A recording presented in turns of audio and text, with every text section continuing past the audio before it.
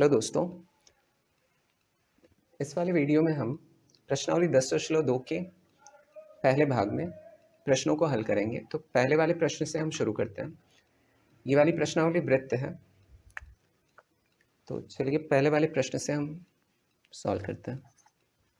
पहला प्रश्न दिया है, दी गई आकृति में केंद्र O से जीवा AB पर लंब खींचा गया है। यदि AB बराबर 8 सेंटीमीटर तब AP तथा PB का मान ज्ञात कीजिए। तो हम पहले फिगर ड्रॉ करते हैं। एक वृत्त दिया है और इसका केंद्र है O और एक त्रिभुज ऐसे बना है।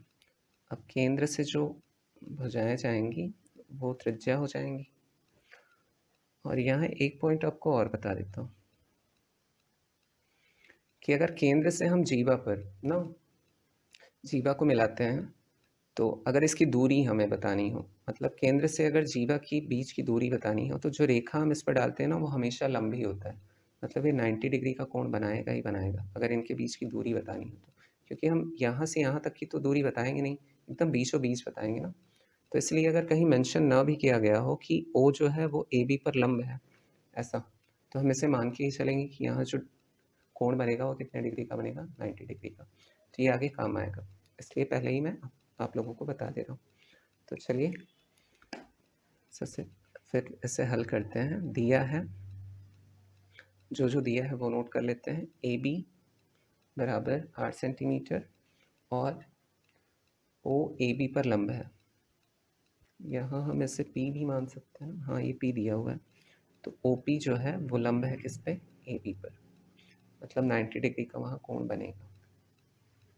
ज्ञात करना है हमें, ज्ञात करना है AP तथा PB का मान।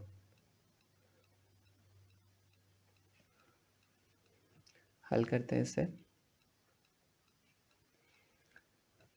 चूंकि O AB पर लंब है,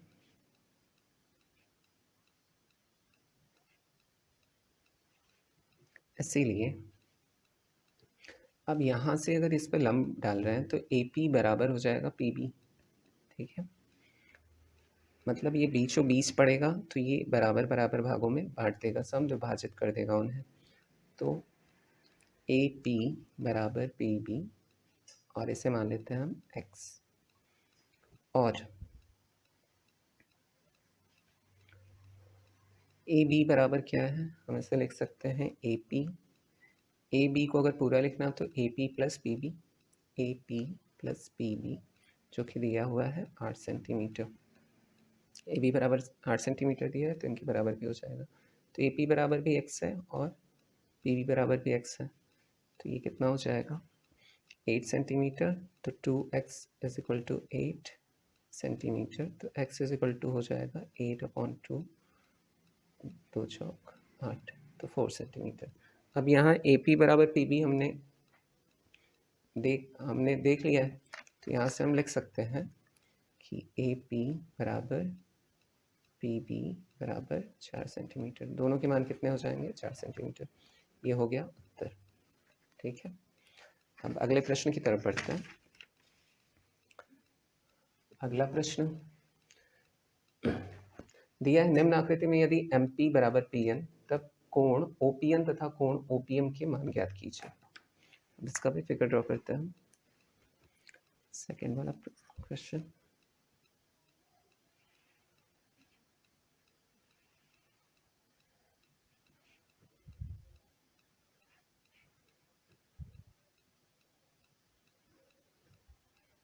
इस तरह का चित्र है और ये भी, यहाँ भी देखिए 90 डिग्री का ही कोण बनेगा। ये M हो गया, ये जीवा पर जहाँ O मिल रहा है वहाँ P हो गया और ये हो गया N।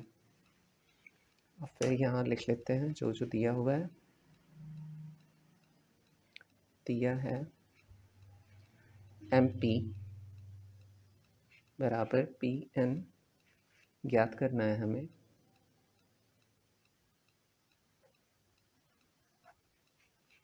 कोण OPN और कोण OPM। इससे करते हैं हम हल। त्रिभुज OPM और OPN लेते हैं यहाँ। त्रिभुज OPM, ये वाला त्रिभुज और ये वाला त्रिभुज, OPM और त्रिभुज OPN में देखते हैं क्या क्या बराबर आता है। OM बराबर ON, ये दोनों क्या है, वृत्त की त्रिज्याएं हैं, तो लिख सकते हैं OM बराबर ON, ये है वृत्त की त्रिज्याएं,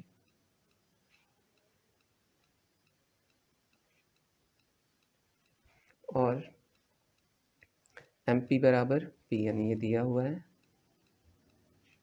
दिया है। अब एक जो भुजा है वो आ जाएगा उभयनिष्ठ OP, तो OP बराबर OP, ये उभयनिष्ठ भुजा है। अगर तीन भुजाएं बराबर हो जा रही हैं एक दूसरे के, तो वो त्रिभुज क्या हो जाएंगे, सर्वांगसम हो जाएंगे। तो इसलिए हम लिख सकते हैं त्रिभुज OPM सर्वांगसम होगा त्रिभुज OPN, और ये किससे होगा, ट्रिपल S, भुजा भुजा भुजा से।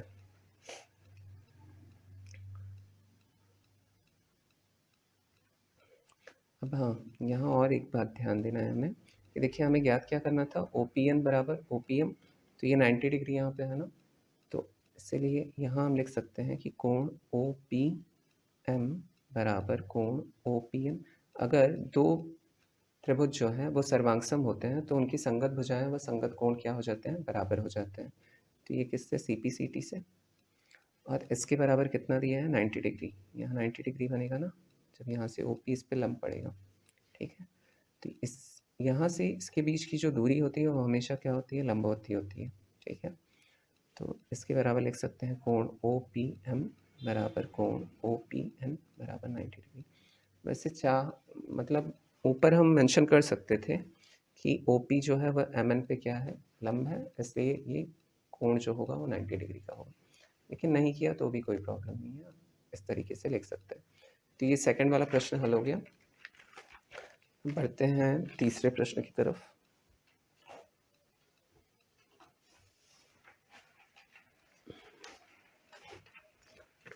तीसरा प्रश्न है,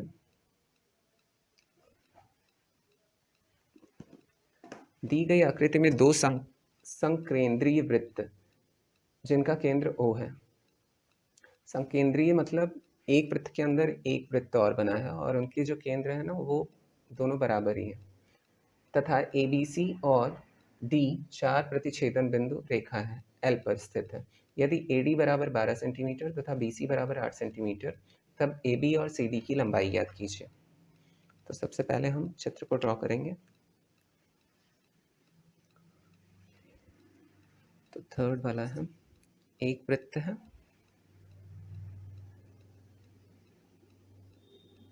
और उसके अंदर भी एक वृत्त है। इस प्रकार से हम, और इनका एक केंद्र है वो है O, और एक रेखा जो है ना इसे चार पॉइंट पे क्या कर रही है, दोनों सर्कल्स को इंटरसेक्ट कर रही हैं, काट रही हैं। तो यहाँ ये है A, ये है B, और ये C, और ये पॉइंट जो है वो D है, ठीक है। अब इससे करते हैं हम, ये L है। अब सबसे पहले हम जो जो दिया हुआ है उसे नोट करते हैं, दिया है। अब यहाँ थोड़ा सा हमें ना कुछ अपने से एडिट करना पड़ेगा, तो क्या करना पड़ेगा वो बताता हूँ मैं। AD बराबर 12 सेंटीमीटर और BC बराबर, देखिए AD बराबर 12 सेंटीमीटर पूरी दी है और BC बराबर 8 सेंटीमीटर ये दिया हुआ है, और हमें ज्ञात करना है AB व CD की लंबाई। अब इसे करते हैं हल। अब एक ना यहाँ से लंब डाल लेते हैं हम, O से AD व BC पर, इसका इस पॉइंट का नाम दे देते हैं हम P। इसकी सहायता से हम हल करेंगे, ठीक है। ये एक सीधी रेखा खींच लीजिए, डॉटेड करने की क्या ज़रूरत है। तो अब हम लिख लेते हैं जो जो किया है दी गई आकृति में, दी गई आकृति में ओ से जीवा BC व ये जीवा ही होगी ना, BC व AD। AD जीवा किसकी हो जाएगी, बड़े वाले वृत्त की जीवा हो जाएगी, और BC जो हो जाएगी वो छोटे वाले वृत्त की जीवा हो जाएगी।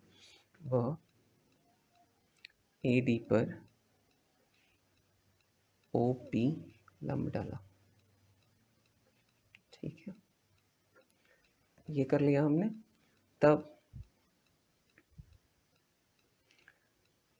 अगर ये एकदम लंब डाला है मैंने, तो इसे भी बराबर भागों में बांट देगा, BC को भी और AD को भी बराबर भागों में बांट देगा। तो हम यहाँ से लिख सकते हैं BC बराबर BP, BP का हाफ, तो BC लिखने की ज़रूरत ही नहीं है। BP बराबर PC लिख सकते हैं हम, यहाँ पे हाफ हाफ कर देगा। और ये किसका हाफ है, BC का हाफ है। तो BC बराबर दिया है 8 सेंटीमीटर बटा 2, ये कितना हो जाएगा, 4 सेंटीमीटर। मतलब BP का मान भी 4 सेंटीमीटर और BC का मान भी 4 सेंटीमीटर। और इसी प्रकार हम लिख सकते हैं, इसी प्रकार AP, अब देखिए ये वाला जो AD जीवा है वो भी AP और PD बराबर हो जाएगा। AP बराबर PD बराबर AD का हाफ, आधा आधा कर रहे हैं, बराबर AD का मान दिया है 12, तो 12/2 बराबर यह आ जाएगा हमारा 6 सेंटीमीटर। और अब हमें ज्ञात क्या करना है, AB का मान, इसका मान ज्ञात करना है, और किसका मान ज्ञात करना है, CD का मान। ठीक है, तो चलिए इसी की सहायता से हम ज्ञात करते हैं। और AB बराबर हम लिख सकते हैं AB बराबर AP पूरा लेंगे, AP माइनस PB, अगर इसमें से कर दिया मैंने तो AB का मान निकल आएगा। तो AB बराबर हम लिख सकते हैं AP माइनस BP। तो अब देखिए AP बराबर निकला है कितना, 6 सेंटीमीटर, तो 6 माइनस BP बराबर कितना निकला है, 4 सेंटीमीटर, तो 4 बराबर ये आ जाएगा 2 सेंटीमीटर। तो AB बराबर कितना पता चल गया, AB बराबर 2 सेंटीमीटर, इसका मान निकल आया। और फिर ऐसे ही CD बराबर, अब देखिए यहाँ से अगर CD ले रहे हैं तो पूरा एक बार PD लेंगे और उसमें से PC घटा देंगे तो हमारा मान निकल आएगा। तो यहाँ से वही करेंगे, PD पूरा लिया और उसमें से PC को निकाल दिया। तो ये PD बराबर दिया है 6, और ऐसे ही PC बराबर, देखिए PD बराबर 6 दिया है और PC बराबर भी 4 दिया है, तो 4, तो इसका मान आ जाएगा 2 सेंटीमीटर। तो CD बराबर भी क्या आ जाएगा, 2 सेंटीमीटर। और यही हो गया इसका उत्तर। ठीक है, ये वाला प्रश्न हो गया। अब बढ़ते हैं हम अगले प्रश्न की तरफ। तो अगला प्रश्न दिया है जो कि है चौथा, 10 सेंटीमीटर 10 सेंटीमीटर त्रिज्या वाले वृत्त के केंद्र से, वृत्त का केंद्र दिया है 10 वृत्त के केंद्र से मतलब त्रिज्या दी है 10 सेंटीमीटर, केंद्र से 5 सेंटीमीटर की दूरी पर स्थित जीवा की लंबाई ज्ञात कीजिए। अब देखिए केंद्र से दूरी दी है, मतलब O जो है, अगर हम चित्र बनाएंगे O से जो P पे हम लंब डालेंगे वो उसकी दूरी कितनी, दूरी एकदम एग्जैक्ट बीचों बीच लेता है, तो कितनी हो जाएगी, 5 सेंटीमीटर। तो इसकी सहायता से हम चित्र ड्रॉ कर सकते हैं। तो एक बना लेते हैं वृत्त, जिससे हमारा कॉन्सेप्ट क्लियर हो जाए, फिर क्वेश्चन को सॉल्व करेंगे। वृत्त बनाया और केंद्र ले लिया O। देखिए इनकी त्रिज्या दी है ना, त्रिज्या है 10 सेंटीमीटर, ये भी ले लेते हैं 10 सेंटीमीटर। अब एक जीवा है और उस पर यहाँ से जो रेखा मिला रहे हैं इसे ले लेते हैं P, ये दिया है 5 सेंटीमीटर, और ये ले लेते हैं A और B। ठीक है, अब जो जो दिया है वो लिख लेते हैं हम। दिया है वृत्त की त्रिज्या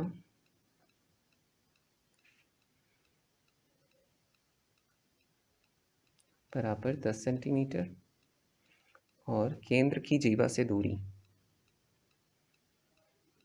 केंद्र की जीवा से जब भी दूरी की बात होगी तब हम एक सीधी रेखा लेंगे लंबवत, जीवा से दूरी। बराबर 5 सेंटीमीटर। अब यहीं से हम लिख सकते हैं, देखिए चित्र के अनुसार ना, OP जो है वो लंब है, OP लंब है AB।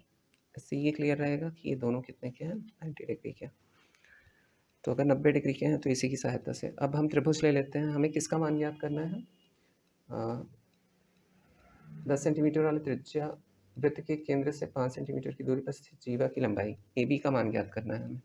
तो यहाँ देखिए, अगर ये हमने OP इस पे लंब डाला है तो AP अगर निकाल लिया हमने, ये 90 डिग्री का है। अगर एक त्रिभुज का मान निकाल लिया, इसके आधार का मान निकाल लिया मैंने। आधार का क्यों निकालना है, क्योंकि यहाँ लंब का मान दिया हुआ है और कर्ण का मान दिया हुआ है ना। पाइथागोरस प्रमेय की सहायता से निकालेंगे तो अगर AP का मान निकाल लिया और इसका दूना कर दिया तो AB हो जाएगा, क्योंकि ये बराबर ये है ना। तो त्रिभुज OPA लेते हैं। त्रिभुज OPA में यहाँ हल लिख लीजिए। OA स्क्वायर, OA कर्ण का स्क्वायर बराबर AP स्क्वायर आधार का स्क्वायर प्लस OP स्क्वायर लंब का स्क्वायर। ये किसकी सहायता से होता है, पाइथागोरस प्रमेय से।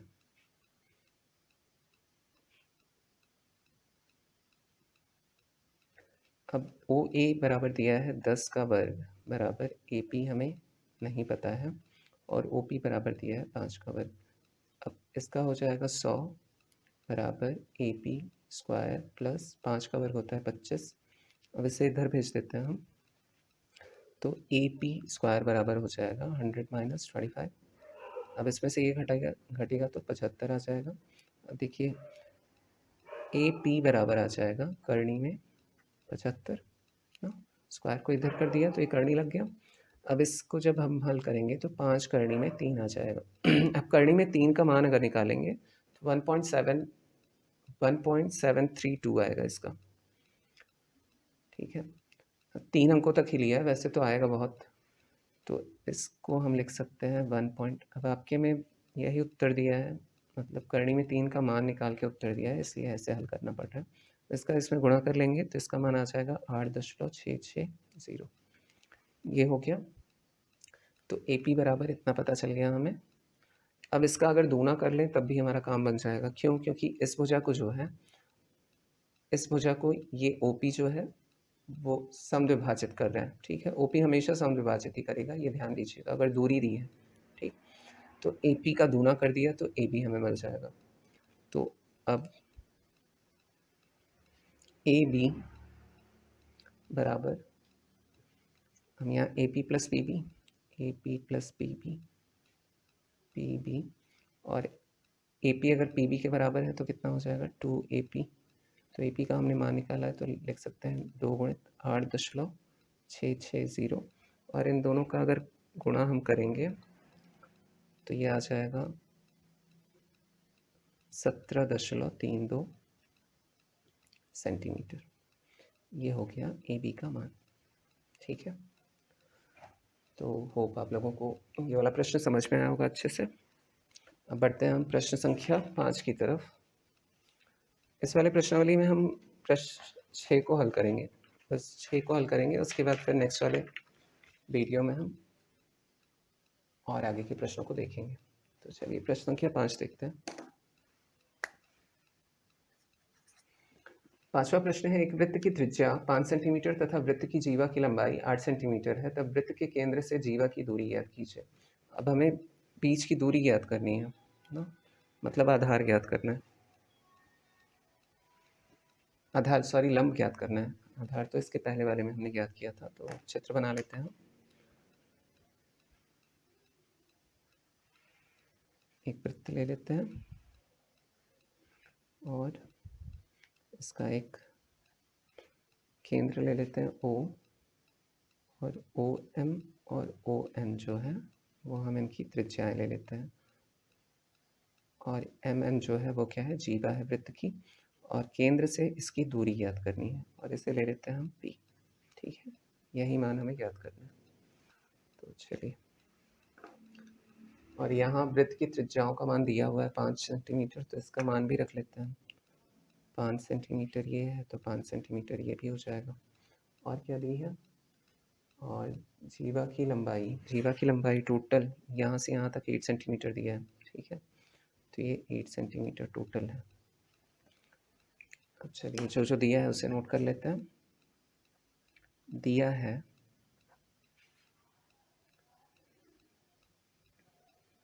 वृत्त में OM बराबर ON बराबर 5 सेंटीमीटर, दोनों वृत्त की त्रिज्याएं हैं। MN पूरा जीवा का मान दिया है, जो कि जीवा है, या यहाँ लिख पे लीजिएगा जीवा MN बराबर 8 सेंटीमीटर। और हमें OP याद करना है, केंद्र से जीवा की दूरी। तो OP बराबर क्वेश्चन मार्क कर लेते हैं। तथा अब देखिए, अगर वृत्त के केंद्र की बात होगी, वृत्त के केंद्र से अगर जीवा की दूरी की बात होगी, तो हमेशा क्या हो जाएगा, OP जो होगा वो किस पे लंब हो जाएगा, MN पे, जीवा पे लंब हो जाएगा। ये ध्यान रखने वाली बात है। अब हल करते हैं इसे। हल, यदि OP समान लंब है MN पर, तब हम लिख सकते हैं कि MP बराबर क्या हो जाएगा, MP जो है आधा हो जाएगा MN का, is equal to half MN, है ना। अब MN का मान दिया है कितना है, 8 सेंटीमीटर। तो MP बराबर कितना हो जाएगा, 1/2 गुणित 8 बराबर 2 चौक 8, ये आ जाएगा 4 सेंटीमीटर। तो MP पता चल गया। अब हम लेते हैं त्रिभुज OPM। OPM या OPN ले लीजिए, आंसर वही आएगा, क्योंकि यही याद करना है हमें, लंब। तो अब पाइथागोरस प्रमेय लगा के हम हल कर लेंगे। तो चलिए OPM ही ले लेते हैं। अब त्रिभुज OPM में अब ये 90 डिग्री का कोण बन रहा है, तो समकोण त्रिभुज है, तो पाइथागोरस प्रमेय लगाएंगे यहाँ पे। तो पाइथागोरस प्रमेय OM का स्क्वायर बराबर MP आधार का स्क्वायर प्लस OP का स्क्वायर, लंब का स्क्वायर।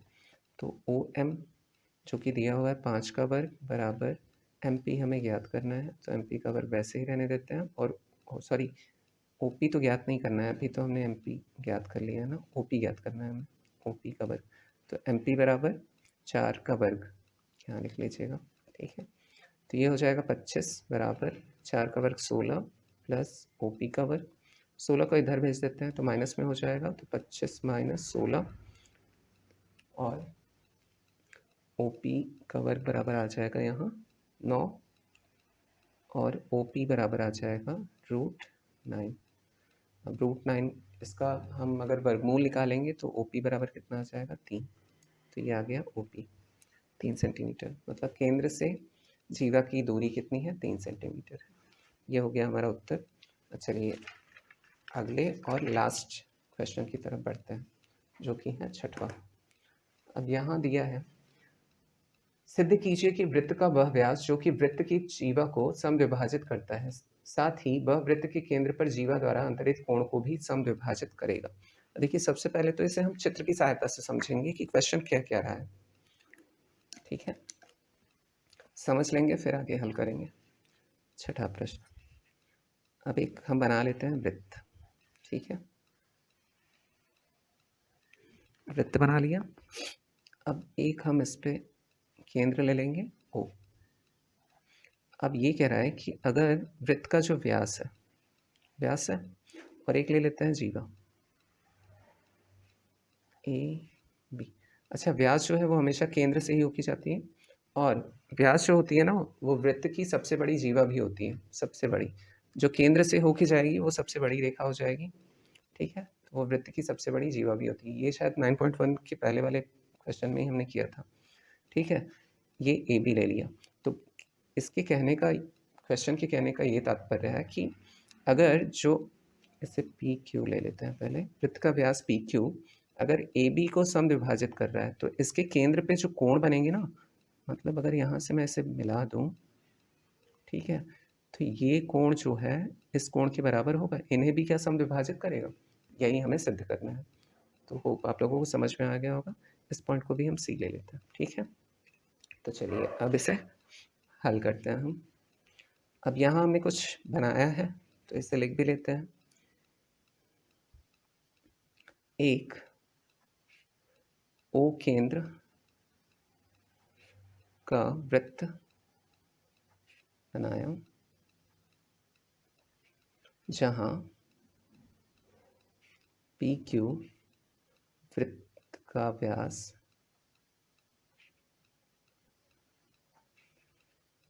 है, ए बी वृत्त की जीवा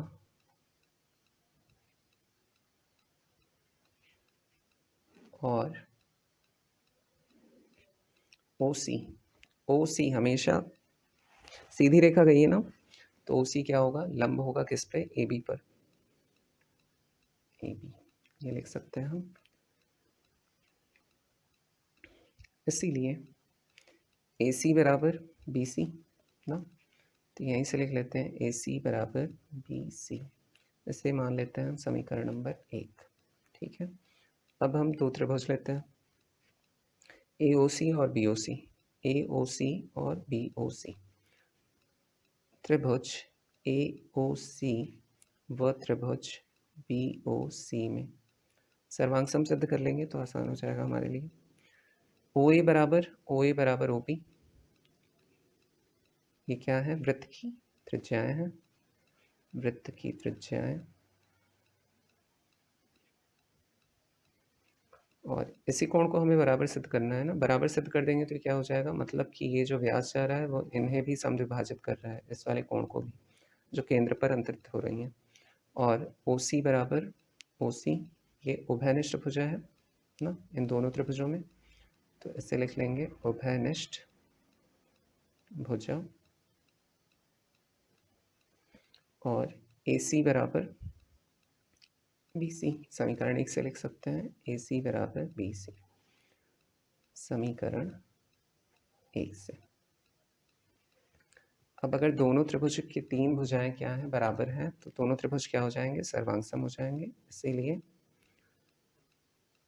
त्रिभुज ए ओ सी सर्वांगसम होगा त्रिभुज बी ओ सी के, और ये कौन से नियम से, ट्रिपल एस के नियम से। अब इसलिए हम लिख सकते हैं कि कोण ए ओ सी बराबर कोण बी ओ सी, और ये किसकी सहायता से, कोण ए ओ सी बराबर कोण बी ओ सी, ये होता है सी पी सी टी से, है ना। सी पी सी टी का रूल क्या कहता है, वो कहता है कि अगर दो त्रिभुज सर्वांगसम होते हैं तो उनकी संगत भुजाएं व संगत कोण क्या होते हैं, आपस में बराबर हो जाते हैं। तो यही हमें सिद्ध करना था ना कि ए ओ सी बराबर बी ओ सी, है ना, बराबर बराबर भागों में बांट रहा है ये जो व्यास है। अगर जीवा को बराबर भागों में बांटता है तो इन्हें भी क्या करता है, बराबर बराबर भागों में बांटता है। तो चलिए इसे लिख भी लेते हैं हम। इसीलिए वृत्त का वह व्यास जो क्वेश्चन में दिया है वैसे ही उतार लेते हैं, व्यास जो कि वृत्त की जीवा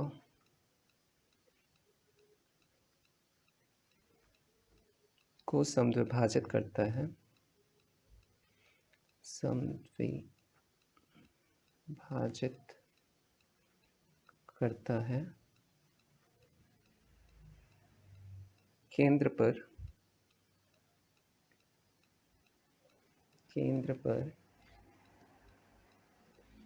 जीवा द्वारा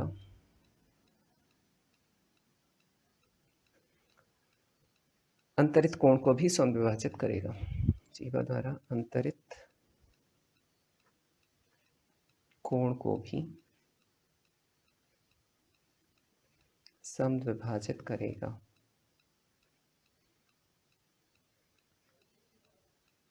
समद्विभाजित करेगा,